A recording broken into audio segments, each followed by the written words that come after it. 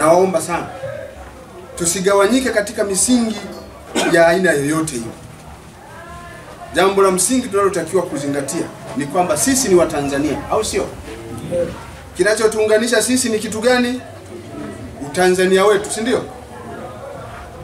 Tusigawanyike kwa misingi ya kidini. Tusigawanyike kwa misingi ya kisiasa. Tusigawanyike kwa misingi ya kikabila. Sisi ni watu gani? Ni watu gani jamani? Basi ndio la msingi hilo. Hilo moja. Lakini la pili, sisi tusikubali kushiriki mambo ya kuharibu maendeleo ya nchi yetu. Kamwe tusishiriki katika mambo yanayoweza kuharibu maendeleo ya nchi yetu. Tusiwe kama wale wanaochoma msitu wakati yuko kwenye mti. Unakata mti wakati uko kwenye nini? Huo mti ukianguka utapona? Utaumia. Niwaombe sana tusishiriki kuharibu maendeleo ya nchi yetu kwa kukubali, kwa kuruhusu amani ivunjike katika maeneo yetu tunayofanyia shughuli. Lakini lingine niwaombe tuwakumbushe wale ambao pengine hawasikii, wanajaribu, tuwaambie amani gharama yake ni ndogo sana. Ni masikilizano. Amani gharama yake ni ndogo, au sio? Inahitaji kama hivi tunavyoongea masikilizano, si ndio? Lakini ikishatoweka kuirudisha, ndugu zangu, ni gharama kubwa. Kwa hiyo sikubali kupoteza kitu ambacho unacho kwa gharama ndogo ili je ukipate kwa gharama kubwa. Tuendelee kufanya masikilizano kama hivi tunavyofanya. Niwaombe sana mkitoka hapa, nenda mkutane na makundi mbalimbali ya vijana.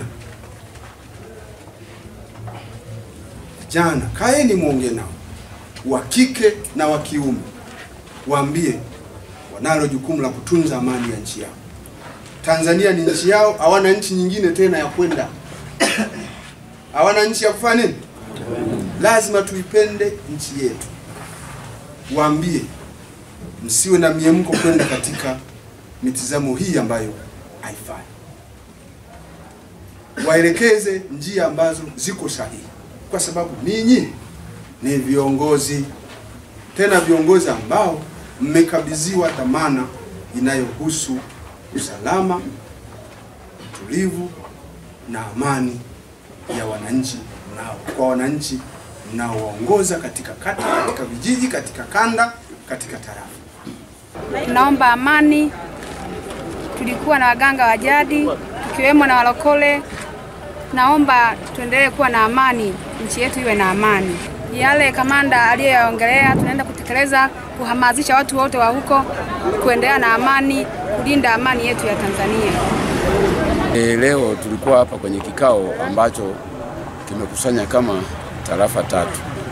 Na maana tarafa ya Ngudu na tarafa ya Nyamilama pamoja na tarafa ya Mwamashimba. Lakini watu walioweza kukusanyika ni viongozi wa sungusungu pamoja na wenyeviti wa serikali za vijiji pamoja na viongozi wa Tibasi. Lakini lengo kuu ni kuhakikisha kwamba tumeishi salama ndani ya wilaya yetu ya Kwimba pamoja na mkoa mzima, ikiwezekana na taifa kwa ujumla. Sisi tunazungumziaga mara kwa mara, kila mwezi huwa tuna taratibu zetu za kukutana na kuzungumza kuhakikisha kwamba tunaendeleza swala la ulinzi na usalama, kwamba wananchi wote wanaishi salama pamoja na mali zao. Ndio maana hata leo tumefarijika kwa ajili ya kufanya kikao chetu kwa kushirikiana na OCD pamoja na kamanda RPC wa mkoa. Tumeweza kukaa naye, Mtafungwa ametoa maelekezo yake kuhakikisha kwamba tunadhibiti swala la uhalifu wa aina yoyote ndani ya wilaya Kwimba na ndani ya mkoa mzima wa Mwanza.